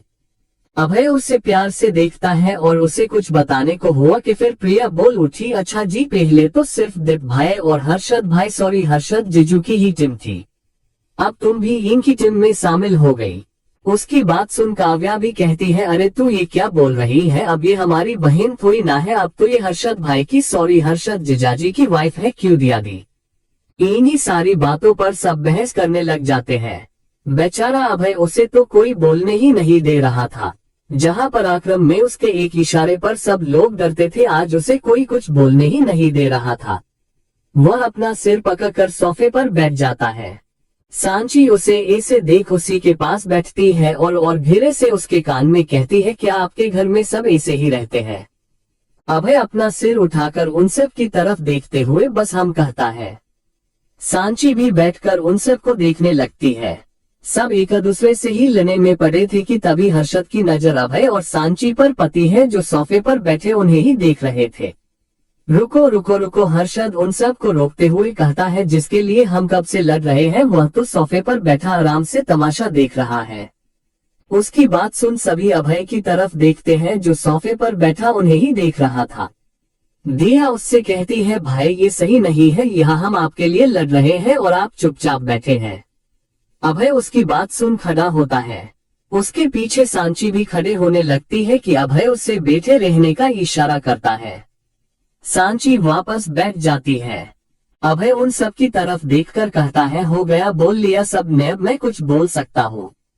अभय की बात सुन सब अपना सिर नीचे कर लेते हैं, जैसे वह सारे स्टूडेंट्स हैं और टीचर के सामने खड़े हो और उन्होंने कोई गलती की हो। अभय गुस्से से कहता है, कब से देख रहा हूँ, बोले जा रहे हो बोले जा रहे हो, अरे कोई कुछ बोलने दे तब बोलू ना भाई बोलो की रट लगा रखी है। अरे तुमसे अच्छा तो पराक्रम है, मेरे एक इशारे पर सब डरते हैं मुझसे, पर यहाँ तो कोई बोलने ही नहीं दे रहा है। अभय और कुछ बोलने को हुआ कि दादी ने आकर उसका कान पकड़ लिया और बोली, दीप ये घर है, तेरा पराक्रम नहीं है कि यहाँ सब तुझसे डरे और तेरे इशारे पर काम करे। अभय उनसे कान छुड़ाते हुए कहता है, ओह दादी ये क्या कर रही है, आपा दर्द हो रहा है, छोड़िए ना। उसे ऐसे देख सांची को बहुत हंसी आ रही थी और वह खिलखिलाकर हंसने लगती है, बहुत जोरों से। उसकी हंसी पूरे घर में गूंज रही थी। हंसते हंसते सांची का पेट भी दर्द करने लगता है। वह अपने पेट पर हाथ रखकर बस हंसे जा रही थी। सांची को इतनी खिलखिलाकर हंसते देख सब उसे ही देखने लगते हैं। अचानक सांची को एहसास हुआ कि सब उसे ही देख रहे हैं। वह एकदम से चुप हो जाती है। उसे ऐसे देख सब हंसने लगते हैं। सांची को उन्हें हंसते देख थोड़ा सुकून मिलता है। विजय उसके पास जाते हैं और उसके सिर पर प्यार से हाथ फेर कर कहते हैं, डर गई, माफ करना, हमारा इरादा तुम्हें डराने का नहीं थे। वो क्या है ना, 7 साल हो गए इस घर में कभी सही की आवाज नहीं सुनी। आज तुम्हारी खिलखिलाहट की आवाज से सारा घर गूंज उठा। गौरी उनकी बात सुन बस मुस्कुरा देती है। चैप्टर 77 अभय का कमरा। शेखावत मेंशन। घर वाले बहुत खुश थे अभय को घर वापस देखकर। दादी सांची के पास जाकर कहती है, हमें इतनी बड़ी खुशी देने के लिए तुम्हारा बहुत बहुत शुक्रिया। सांची उनकी बात सुनकर मुस्कुरा देती है। और जैसे ही उनके पैर छूने के लिए नीचे झुकती है कि दादी उसे रोकते हुए कहती है, अरे ये क्या कर रही हो, तुम्हें पता नहीं है गर्भावस्था में नीचे नहीं झुकते। उनकी बात सुन सांची अभय की तरफ देखती है। इस बार राधा उसके पास जाकर कहती है, उसे क्या देख रही हो, अब तो तुम तब तक यहाँ से नहीं जाओगी जब तक तुम्हारी सेफली डिलीवरी नहीं हो जाती, क्योंकि मुझे इस पर बिल्कुल भरोसा नहीं है। कभी भी तुम्हें अकेले छोड़कर चला जाता है। ऐस बड़ी ही हालत में तुम्हारा अकेले रहना ठीक नहीं है, इसलिए तुम हमारे साथ रहोगी। हम तुम्हारा अच्छे से ख्याल रखेंगे। और रही बात दीप की, तो उसे यहाँ रहना है तो रहे, नहीं तो जा सकता है, पर हम हमारी बहू और पोते या पोती को कहीं नहीं जाने देंगे। अभय उनकी बात सुनकर कुछ नहीं कहता। उसे कुछ समझ नहीं आ रहा था कि वह क्या करे या क्या कहे, और विजय जी ये अच्छे से समझ रहे थे। वह अभय के पास जाते हैं और उसके कंधे पर हाथ रखकर कहते हैं, दीपाज ये नहीं कहूंगा कि किसका हक गलती करने का है और किसका नहीं है, पर एक बात जरूर कहूंगा कि गलती किसी ने भी की हो, माफ करने वाला बड़ा होता है। अगर तुम्हें लगता है हमसे गलती हुई है तो बड़े बनो और अपने परिवार को माफ कर दो बेटे। अभय उनकी बात सुन एक टक उन्हें देखता है, फिर सांची की तरफ देखता है तो सांची उससे पल के झपका कर इशारा करती है। अभय एकदम से विजय जी को गले लगा लेता है। उसकी आंखों से अपने आप आंसू बहने लगते हैं। वह अपनी नम आवाज में कहता है, I am sorry Baba sorry. उसे ऐसे देख विजय जी की आंखों में भी आंसू आ गए और वह भी नम आंखों से कहते हैं, मैं भी बेटे। सब उन्हें ऐसे देखकर खुश हो जाते हैं। राधा अपने आप को संभालते हुए कहती है, दीप इतना प्यार सिर्फ बाबा को माँ को नहीं। अभय उनकी बात सुनकर जद से उन्हें गले लगा लेता है। वह बस माँ कहता है। राधा भी उसे कसकर लगा लेती है। अभय उनसे अगल होने को हुआ कि उसकी चारों बहनें दिया, जया, काव्या और प्रिया भी उन्हें गले लगा लेती है। उनके ऐसे गले लगाने से अभय अपनी माँ से कहता है, सब ठीक है, पर अब फिर से इन 4 चुड़ैलों को झेलना पड़ेगा। उसकी बात सुन सब हंसने लगते हैं, जबकि वह चारों उसे मारने लगती है। सांची उन्हें देख रही थी। अचानक उसे पेट में हल्का हल्का दर्द होने लगता है, पर वह इन खुशियों को खराब नहीं करना चाहती थी अपना दर्द बताकर। वह धीरे से सोफे पर वापस बैठती है और उन्हें देखने लगती है। अभय उन चारों को सॉरी बोलता है तो चारों उसे मारना बंद करती है। अभय हर्षद की तरफ देखता है जो एक साइड खड़ा हंस रहा था। वह उसे देखकर कहता है, तू मेरा दोस्त है कि दुश्मन वहां बैठा हंस रहा है। अभय की बात सुन हर्षद अपने हाथ खड़े कर देता है। अभय फिर सांची की तरफ देखता है। सांची अपने पेट पर अपने दोनों हाथों का घेरा बनाए बैठी थी। अभय उसे ऐसे देख भागकर उसके पास आता है और सांची के चेहरे को अपने हाथ में लेकर कहता है, सांची क्या हुआ, तुम ठीक हो, दर्द हो रहा है? सांची कुछ नहीं बोलती, वह बस ऐसे ही बैठी रहती है। अब तक सब उसके पास आ चुके थे। राधा सांची के पास जाकर कहती है, क्या हुआ बेटा, तुम ठीक तो हो ना? सांची अब भी कुछ नहीं कहती। वह एक हाथ से कसके अभय का हाथ पकड़ लेती है और एक हाथ से अपने पेट पर पुश करने लगती है। अभय को इन सब के बारे में कुछ पता नहीं था, पर उससे ये समझ आ रहा था कि सांची तकलीफ में है।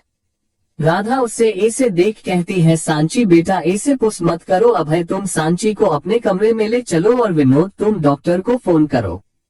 अभय जल्दी से सांची को गोद में उठा के अपने कमरे में ले जाता है और उसे बेड पर लेटाता है। राधा उसके पास ही थी, बाकी सबको उसने नीचे ही रहने को कहता था। विनोद कमरे में आकर कहता है, डॉक्टर यही हमारे घर के आसपास ही आई हुई है, बसा ही रही है। राधा बस हम कहती है। अभय सांची के पास उसका हाथ पकड़ कर बैठा था। कुछ देर में डॉक्टर आती है और वह सांची का अच्छे से चेकअप करती है और उसे कुछ दवाइयां देती है। अभय डॉक्टर से कहता है कि सांची को ऐसा दर्द पहले भी हुआ था, इसकी वजह क्या है? तो डॉक्टर उसे बताती है कि ये नॉर्मल है, पर फिर भी एक बार सांची को हॉस्पिटल ले जाकर उसका अच्छे से चेकअप करवाए। फिलहाल वह ठीक है। अभय को उनकी बात सुनकर कुछ शांति मिलती है। राधा उसे सांची के पास रहने का बोल वहां से चली जाती है। अब कमरे में सिर्फ अभय और सांची थे। सांची जिसकी आंखें फिलहाल बंद भी। अभय उस कमरे में अपनी नजर दौड़ाता है। हाँ बिल्कुल, ये वही कमरा है जहाँ 7 साल पहले अभय रहा करता था। ये कमरा आज भी वैसा ही था। आज भी इस कमरे की हर चीज अपनी जगह पर थी। जैसे किसी भी चीज को किसी ने भी छुआ ही ना हो। पर वह कमरा साफ भी उतना ही था। अभय अपने ही कमरे को निहारने लगता है। कमरे में एक बड़ा सा किंग साइज बेड था। उस कमरे की थीम व्हाइट एंड ब्लू थी। कमरे से जॉइंट एक रूम था जो शायद स्टडी रूम था। चैप्टर 78 साड़ी शेखावत मेंशन। अभय अपने पूरे रूम को देखता है। उसकी नजर कबर्ड पर जाकर रुक जाती है। वह कबर्ड के पास जाता है और उसे खोलकर देखता है। सब कुछ वैसे का वैसा ही था। उसके कपड़े, उसका सामान सब सेट था। अभय उन सब पर हाथ फेराता है। उसे कबर्ड में एक बॉक्स दिखता है। अभय उस बॉक्स को खोलकर देखता है। उसमें एक प्यारी सी हेयर क्लिप, कुछ कंचे, एक पायल जो शायद किसी बच्ची की थी। अभय उन सब को प्यार से देखता है। अचानक उसे कुछ याद आता है। वह अपनी जेब में से कुछ निकालता है और उसे देखता है। ये वही झुमका था जो अभय के पास सांची से टकराने पर आ गया था, जो उसके पास ही था कब से।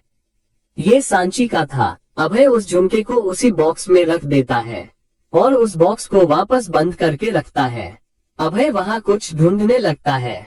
वह कबर्ड के एक कोने से साड़ी निकालता है। ये साड़ी हल्के पिंक कलर की थी जिसमें गोल्डन कलर मोती की लेस लगी हुई थी जो हल्की ब्लैक साइन दे रही थी। अभय उस साड़ी को गले लगा लेता है। उसे याद आता है जब वह कॉलेज ट्रिप में बरेली गया था, तब उसे ये साड़ी देखते ही पसंद आ गई थी और उसने ये साड़ी खरीद ली थी, बिना ये सोचे कि वो ये साड़ी देगा किसे। तब उसके दोस्तों ने भी उसे बहुत चिढ़ाया था, ये कहकर कि लड़के अपनी गर्लफ्रेंड को 2 पीस देते हैं और तू ये साड़ी देगा। पर अभय ने उनकी बातों पर ध्यान नहीं दिया और इस साड़ी को ले आया। पर उसे ये साड़ी किसी को देने का मौका ही नहीं मिला। पहले उसने यही सोचा था कि वो ये साड़ी सांची को दे देगा, पर फिर उसने सोचा कि सांची अभी छोटी है और वो तो साड़ी पहनना भी नहीं जानती। अभय ने सोचा था कि वक्त आने पर वो ये साड़ी किसी ना किसी को दे ही देगा, पर अफसोस वक्त आया ही नहीं। अभय अपनी यादों से बाहर आता है और उस साड़ी को देखकर कहता है, ये साड़ी मैंने तब ली थी जब मुझे खुद पता नहीं था कि इसे तुम पहनने वाली हो। अभय ने ये सांची के लिए कहा था। अभय सांची की तरफ देखता है। वह अब भी सो रही थी। अभय को उस पर काफी प्यार आ रहा था। एक तो उसने साड़ी पहनी थी, ऊपर से उसकी साड़ी इधर उधर हो गई थी। अभय मुश्किल से खुद को कंट्रोल करता है। वो उस साड़ी को ले जाकर बेड पर रखता है और खुद बाथरूम में चला जाता है। बाथरूम में भी एक छोटा कबर्ड बना हुआ था। अभय उसे खोलता है और उसमें रखे सामान को हटाता है तो उस सामान के पीछे एक लॉकर था। अभय उस लॉकर को खोलता है। उसके अंदर भी एक बॉक्स था। अभय उस बॉक्स को निकालता है और खोलकर देखता है। उसमें कुछ फोटोज और कुछ टेप थी, उनमें शायद कुछ रिकॉर्ड था। अभय उन्हें देख ही रहा था कि अचानक पता नहीं उसके दिमाग में क्या आया, उसकी आंखें बड़ी हो गई। वह चमक रही थी। इधर नीचे सभी घर वाले हॉल में ही थे। राधा जया और मधु से कहती है, आज सारा खाना दीप की पसंद का बनेगा तो तुम लोग इस चीज को ध्यान में रखना। मधु खुश होते हुए कहती है, बिल्कुल, मैं अपने दीप के लिए उसके पसंदीदा लड्डू बनाऊंगी। पता है, जब हॉस्टल में रहता था और घर आता तब कहता था कि काकी मैं तो घर सिर्फ आपके लड्डू के लिए आता हूँ, वरना यहाँ मेरा मन ही नहीं लगता। जया उसकी हाँ में हाँ मिलाते हुए कहती है, हाँ, और जब भी घर आता था मेरे हाथ की बनी मठरी साथ लेकर जाता था। कहता था अगर आपकी मठरी ना हो तो मैं तो हॉस्टल में रह ही ना पाऊँ। उनकी बातें सुन राधा की आंखें नम हो जाती है। वह अपने आंसू पोंछते हुए धीमी आवाज में कहती है, और मुझसे कहता था, मुझे याद किया करो, अगर हिचकी नहीं आई तो जी ही नहीं पाऊंगा। आज घर में सब बहुत खुश थे, हो भी क्यों ना उनका बेटा 7 साल बाद घर जो लौट आया था। अचानक जया के मुस्कुराते चेहरे के भाव बदल जाते हैं और वह राधा की तरफ देखकर कहती है, पर क्या सच में दीप हमारे पास हमेशा हमेशा के लिए लौट आया है या वो बस हमें। जया आगे कुछ कहती उससे पहले ही राधा कहती है, नहीं नहीं जया, ये तुम कैसी बातें कर यही हो, इन 7 सालों में दीप कभी हमारे पास नहीं आया और आज वो हमारे बीच है। हमारा बच्चा हमें वापस मिल गया है, वो भी दुगनी खुशियों के साथ। मैं खुश हूँ कि सांची हमारे बेटे की जिंदगी में आए। आज हमें हमारा बेटा वापस मिला है सिर्फ सांची की वजह से, और ये मेरा विश्वास है वह जल्द ही हमें हमारा पुराना वही हंसता खेलता दीप लौटा देगी। जो हमसे बिना झिझक के कोई भी बात कर लेता था। जो कुछ भी हो, चाहे बात बड़ी हो या छोटी, घर में खुश होकर सबको बताता था। और अगर कुछ हुआ हो तो पूरा घर सर पे उठा लेता था। अभी राधा ने अपनी बात खत्म की ही थी कि सीढ़ियों से नीचे आता हुआ अभय चिल्लाकर सबको बुला रहा था। माँ, बाबा, काका, काकी, दादी, सब जल्दी यहाँ आइए, मुझे बात करनी है। उसकी आवाज सुन सबके मन में खुशी की एक लहर सी दौड़ जाती है। मघु राधा के पास आकर कहती है, क्या अभी किसी को शक है कि हमारा दीप वापस नहीं आया है? उसकी बात सुन सब मुस्कुरा उठते हैं। इतने में उन्हें फिर अभय के चिल्लाने की आवाज आती है। अभय उनके पास आता है और कहता है, आप सबको मेरी हेल्प करनी होगी मेरी बीवी को मनाने में। उसकी बात सुन पहले तो सब चौंक जाते हैं, फिर एक दूसरे को देखने लगते हैं। हर्षद सोफे के हत्थे पर बैठे हुए ही कहता है, अभय, माना कि ये तेरा पुराना काम है किसी को सुकून से ना जीने देना, पर अब ये नया क्या लेके आया है? और सांची तुझसे फिर नाराज हो गई, तूने फिर क्या किया? अभय उसे उसकी तरफ देखकर कहता है, अबे मैंने कुछ नहीं किया है। मेरे कहने का मतलब है कि सांची थोड़ी परेशान है तो उसे खुश करने के लिए मेरे पास आइडिया है। हर्षद फिर कहता है, आइडिया? कैसा आइडिया? उसकी बात सुन अभय सबको प्लेन बताने लगता है। चैप्टर 79 पापा loves you. Shekhawat mention. Sanchi की जब आंख खुली, उसने पूरे कमरे में अपनी नजर घुमाई। उसे समझ आ गया कि ये कमरा अभय का है, क्योंकि यहाँ अभय की बहुत सारी फोटोज थी, कुछ उसके परिवार के साथ, कुछ दोस्तों के साथ थी। सांची धीरे से बेड से उठती है और अपने पेट पर हाथ रखती है। अब उसे दर्द नहीं हो रहा था। सांची उस कमरे को घूम घूम कर देखने लगती है। पूरे कमरे में अभय की तस्वीरें थी। एक तस्वीर तो काफी बड़ी थी, जो बेड के पीछे की दीवार पर लगी हुई थी। शायद ये फोटो अनजाने में ली गई थी। इस फोटो में अभय किसी को देखकर हंस रहा था। सांची को वह तस्वीर बहुत प्यारी लगी। वह उस तस्वीर के पास जाती है और उसे छूकर तस्वीर से ही बातें करते हुए कहती है, कितने प्यारे लगते हो तुम, हंसते मुस्कुराते, पर अब तो ये सुकून भरी मुस्कान, ये खिलखिलाती हंसी कहीं गायब ही हो गई हो जैसे। पर कोई बात नहीं, अब आप अपने घर लौट आए हो ना, तो आपकी ये हंसी और मुस्कान भी वापस आ जाएगी। सांची उस तस्वीर के पास ही खड़ी थी जब किसी ने आकर उसे कमर से पकड़ा। सांची ने इस छुअन को तुरंत पहचान लिया। ये अभय था। वह उसे पीछे से ही हक करते हुए कहता है, ऐसे क्या देख रही हो? नहीं हूँ। उसकी बात सुन सांची उस तस्वीर की तरफ देखते हुए कहती है, देख रही हूँ कि इस तस्वीर में ये जो इंसान इतना प्यारा और मासूम दिख रहा है, इसे देखकर कोई भी नहीं कहेगा कि ये मर्डर करता है, किडनैपिंग्स करता है और बदला लेने के लिए मासूम लड़कियों से शादी भी करता है। सांची की आखिरी बात अभय को अजीब लगी। वह सांची को अपनी तरफ करता है और उसकी तरफ एक कदम बढ़ाकर उसे घूरते हुए कहता है, मैं मर्डर करता हूँ। सांची को गला, शायद अभय को उसकी बातों से गुस्सा आ गया है। वो एक कदम पीछे लेती है और ना में सिर हिलाती है। अभय फिर उसकी तरफ एक कदम बढ़ाता है और उसी तरह कहता है, किडनैपिंग्स करता हूँ। सांची भी एक कदम पीछे की ओर लेती है और फिर ना में सिर हिलाती है। सांची के पीछे अब जगह खत्म हो गई। वह दीवार से लगकर खड़ी थी। अभय फिर उसकी तरफ एक कदम बढ़ाता है और कहता है, कितनी शादियां की है मैंने। अभय सांची के बहुत करीब खड़ा था, जिससे सांची की धड़कनें अपने आप बढ़ रही थी। हर बार जब भी अभय सांची को छूता था या उसके करीब आता था, आज भी सांची की धड़कनें बढ़ जाती थी। आज भी वह सिरा उठती थी। वो अपना सिर दूसरी तरफ कर लेती है। अब अभय की आंखों के सामने सांची की गोरी सुनो गर्दन थी, जिस पर उसके कान में पहना झुमका बार बार टकरा रहा था। अभय उसके एकदम करीब जाकर उसकी कमर पर अपने हाथ रखकर उसे अपनी तरफ करता है। जैसे ही अभय उसकी कमर पर हाथ रखा, सांची को एक झटका लगा। वह कसके अपनी आंखें बंद कर लेती है। अभय पहले उसकी गर्दन को देखता है, फिर उसके चेहरे को। उसने देखा कि सांची की आंखें बंद थी, वो तो ठीक पर वह कसी हुई थी। अभय अपने चेहरे को उसकी गर्दन पर रब करते हुए धीमी और गहरी आवाज में कहता है, प्रेग्नेंट हो? अब तो ये बच्चों वाली हरकतें छोड़ दो, पहली बार नहीं छुआ है तुम्हें। सांची उसकी बात का कोई जवाब नहीं देती। अभय प्यार से उसके झुमके पर किस करता है। कुछ देर तक अब सांची को खुद पर कुछ भी महसूस नहीं हुआ तो उसने आंखें खोली।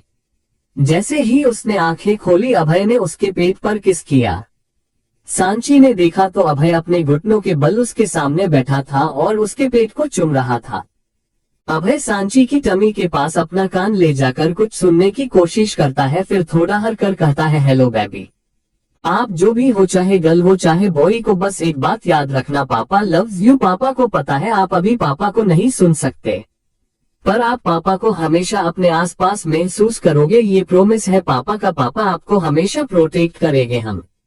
और एक बात, आजकल आप मम्मा को कुछ ज्यादा ही परेशान कर रहे हो, सो अपनी मम्मा को ज्यादा परेशान मत करना, मम्मा पापा ऑलवेज लव्स यू बेबी। अभय सांची के पेट पर एक बार और किस करता है और खड़ा हो जाता है। वो सांची की तरफ देखता है तो वह एक प्यारी सी स्माइल के साथ उसे ही देख रही थी। वह अभय को गले लगा लेती है। अभय भी उसे अपनी बाहों के घगेरे में ले लेता है। अभय उसे गले लगाए हुए ही कहता है, कैसा महसूस कर रही हो अब। सांची भी गले लगे हुए ही ठीक हूँ कहती है। अभय उससे अलग होता है और उसके बालकन के पीछे करते हुए कहता है, घर वाले तुम्हारा नीचे वेट कर रहे हैं। सांची उसकी बात सुन कहती है, क्यों। अभय उससे अगल होकर कहता है, ये तो तुम ही पूछ लेना नीचे जाकर। अभय इतना कहकर नीचे चला जाता है। सांची बस उसे जाता देखती रहती है, पर अभय एक बार पीछे पलटकर नहीं देखता है। सांची खुद में ही सोचती है, ये क्या बात हुई, अकेले चले गए। सांची भी उसके पीछे नीचे जाती है। जैसे ही सांची नीचे आती है तो वहां का नजारा देखकर दंग रह जाती है। पूरा हॉल अलग अलग रंग के गुब्बारों से सजाया हुआ था और बीच में टेबल पर एक केक रखा हुआ था। सांची को ये सब देखकर बहुत खुशी होती है। वह उस केक के पास जाती है और उस केक को देखकर और ज्यादा खुश हो जाती है। उस केक पर क्रीम से एक माँ और बच्चा बना हुआ था और साइड में लिखा था, लव यू मम्मा। चैप्टर 80 जुड़ना बच्चे, शेखावत मेंशन। सांची को ये सब देखकर बहुत अच्छा लगता है। वह केक को ही देख रही थी जब अभय ने आकर पीछे से उसे हक किया। वह खुश होते हुए कहती है, ये सब मेरे लिए। अभय उसे अपनी ओर मोड़कर कहता है, नहीं, ये सिर्फ तुम्हारे लिए नहीं है, ये तुम्हारे और हमारे बच्चे के लिए है। सांची और अभय बात ही कर रहे थे कि एक एक करके हॉल में सब आने लगते हैं। सब ने अलग अलग कार्टून की कॉस्ट्यूम्स पहन रखी थी। कोई टॉम बन के आया था तो कोई जेरी, कोई डोरेमोन बन के आया था तो कोई डोरेमी। सांची को ये सब देखकर बहुत अच्छा लग रहा था। वह आज बहुत खुश थी। सांची अभय की तरफ देखकर कहती है, ये सब। सांची आगे कुछ कहती उससे पहले ही सब एक साथ कहते हैं, हम ही हैं, और एक एक करके अपनी अपनी कॉस्ट्यूम का सिर मास्क निकालते हैं। सांची उन सब को देखकर कहती है, थैंक यू सो मच, ये मेरी जिंदगी का सबसे बेस्ट डे है। राधा उसके पास जाकर कहती है, तुम क्यों थैंक यू बोल रही हो। थैंक यू तो हमें बोलना चाहिए तुम्हें इतनी बड़ी खुशखबरी देने के लिए। Thank you so much Sanchi. वह सांची को गले लगा लेती है। सांची धीरे से उनसे अलग होती है और सभी घर वालों को देखने लगती है। उसे ऐसे देख राधा उससे पूछती है, क्या हुआ बेटा, तुम ऐसे क्या देख रही हो। सांची उनकी बात सुनकर नाम में सिर हिलाती है और कहती है, कुछ नहीं, बस देख रही थी अपनों से भरा परिवार कितना अच्छा लगता है। उसकी बात सुन दिया उसे साइड हक करते हुए कहती है, अगर अच्छा नहीं भी लगता है ना तो आदत डाल लो, क्योंकि अब तो तुम्हें इसी परिवार में रहना है। दिया की बात सुन सांची हैरानी से अभय की तरफ देखती है तो अभय भी हाँ में सिर हिला देता है। सांची खुशी से उसे गले लगा लेती है तो दिया उसे अभय से अलग करते हुए कहती है, सांची अपना प्यार बाद में लुटाना, पहले केक तो कट कर ले, मैं मरे जा रही हूँ इतना प्यारा केक खाने के लिए। उसकी बात सुन सांची अभय से अलग होती है और केक कट करती है। सबसे पहले अभय को खिलाती है और फिर बारी बारी सबको खिलाती है। सब बहुत खुश थे। ऐसे ही उन्होंने सेलिब्रेट किया। सब अच्छा चल रहा था। कुछ दिनों बाद अभय सांची को चेकअप के लिए ले गया और डॉक्टर ने जो कहा उसने उनकी खुशियों में 4 चांद लगा दिए। उनका कहना था कि सांची जुड़ना बच्चों को जन्म देगी। इस बात को सुनकर तो जैसे किसी की खुशियों का ठिकाना ही नहीं था। पर कहते हैं ना, जिंदगी में कुछ भी आसानी से नहीं मिलता। जहाँ खुशियाँ होती है वहाँ कहीं ना कहीं गम भी होता है। एक तरफ सारा शेखावत परिवार खुश था क्योंकि सांची प्रेग्नेंट थी और 2 बच्चों को जन्म देने वाली थी, तो दूसरी तरफ कोई था जो उन पर नजरें घाए बैठा था। ये कोई पुरानी स्कूल टाइप जगह थी। यहाँ टूटे बेड स्टूल वगैरह पड़े थे। एक आदमी यहाँ कुर्सी पर बैठा था। उसे देखकर लग रहा था जैसे वह काफी गुस्से में हो। तभी वहाँ एक आदमी आता है और कहता है, बॉस खबर पक्की है, वह माँ बनने वाली है। उस आदमी की बात सुन वह अपना सिर उठाकर कहता है, तो ठीक है, अब अभय से पहले उसका बच्चा मरेगा और उसकी बीवी, उसे तो मरना ही पड़ेगा और उसके मरने की वजह सिर्फ वह खुद होगी, क्योंकि उसने मुझे चुनने की बजाय मेरे दुश्मन को चुना। वह आदमी शैतानी हंसी हंसने लगता है। वह और कोई नहीं अधिराज था, जो अभय से मिली हार की वजह से अब भी खार खाए बैठा था। अब उसे कोई परवाह नहीं थी कि सांची कौन है और उसका सांची से क्या रिश्ता है। अब वह सब खत्म कर देना चाहता था। यहाँ सारा ने भी ऐसा ही कुछ सोच रखा था। वह भी मिराज की गिरफ्तारी से नाराज थी। मिराज को रेप एंड मर्डर केस में 14 साल की सजा सुनाई गई थी। सारा मिराज को जेल से बाहर तो नहीं निकाल सकती थी, पर अभय ने उसके साथ जो किया उसका बदला जरूर ले सकती थी। ऊपर से अभी तक उसे ये तक पता नहीं था कि अभय की बीवी उसी की सौतेली बहन है। पता नहीं तब क्या होगा जब उसे पता चलेगा कि सांची उसी औरत की बेटी है जिसकी वजह से उसके बाप ने उसे और उसकी माँ को छोड़ दिया। इधर अभय सांची के साथ गार्डन में बैठा बातें कर रहा था जब उसका फोन बजा। फोन आकाश का था। जैसे ही अभय ने आकाश का नाम देखा उसने झट से फोन उठा लिया और उसने सामने से जो बात सुनी वह चौंक गया, पर दूसरे ही पल वह खड़ा हुआ और आने का बोल फोन रख दिया। सांची ने उसे इतनी टेंशन में देखा तो पूछा कि क्या हुआ है, तो अभय ने बस आने का बोला और वहां से चला गया। घर से बाहर निकलते ही अभय ने किसी को फोन किया और कहा, सिक्योरिटी टाइट कर दो, मिराज जेल से भाग गया है और अधिराज की भी लोकेशन नहीं आ रही है। ये दोनों ही मुझसे बदला लेने के लिए कुछ भी कर सकते हैं, तो तुम बस घर पर नजर रखना, मेरी परमिशन के बिना कोई भी घर में नहीं आना चाहिए। अभय फोन कट करता है और वहां से चला जाता है। घर के अंदर काव्या और प्रिया आकर सांची को घर में ले जाते हैं। सांची की प्रेगनेंसी को 4 महीने हो गए थे और दिया भी प्रेग्नेंट थी। वो सब बैठकर बातें कर रहे थे कि अगर 2 लड़के हुए तो क्या नाम रखेंगे और 2 लड़कियां हुई तो क्या नाम रखेंगे। सब कुछ ना कुछ बता रहे थे, पर सांची को एक भी नाम पसंद नहीं आया। फिर सब सांची से ही पूछते हैं, तो सांची उनसे कहती है, जब होंगे तब बताऊंगी। मुंबई। अभय ने शिवा के साथ अपनी टीम को अधिराज को ढूंढने भेजा था और आकाश के साथ एक टीम मिराज को ढूंढ रही थी, पर अब तक दोनों को ही कोई नहीं मिला था। अचानक अभय, शिवा और आकाश तीनों के फोन पर एक साथ मैसेज आया। तीनों ने अपना फोन निकाल कर चेक किया। ये लोकेशन थी शायद अधिराज या मिराज की। तीनों ने ही उस लोकेशन पर पहुंचने का तय किया और कुछ ही देर में वहां पहुंच भी गए। ये वही पुराना स्कूल था जहां अधिराज था, पर अब यहाँ कोई नहीं था। अभय ने पूरे स्कूल को छान मारा पर वहां कोई नहीं मिला। अभय के फोन की मैसेज टोन एक बार फिर बजी। उसने फोन देखा, ये एक वीडियो थी जो किसी अननोन नंबर से भेजी गई थी। अभय उस वीडियो को देखता है तो उसमें एक लड़की कुर्सी पर बेहोश पड़ी थी, पर उसने बुर्का पहन रखा था जिस वजह से उस लड़की की शक्ल नहीं दिख रही थी। अचानक पीछे से कोई उस पर गोली चलाता है और वह गोली उस लड़की के सिर के आर पार हो जाती है। अभय ये देख चौंक जाता है। उस लड़की के पीछे से अधिराज बाहर आता है और कैमरे में देखते हुए कहता है, तूने सोचा था तू बचा लेगा अपनी बीवी और बच्चे को, तो देख मैंने तेरे बच्चे को मारने के लिए अपनी बच्ची को भी मार दिया।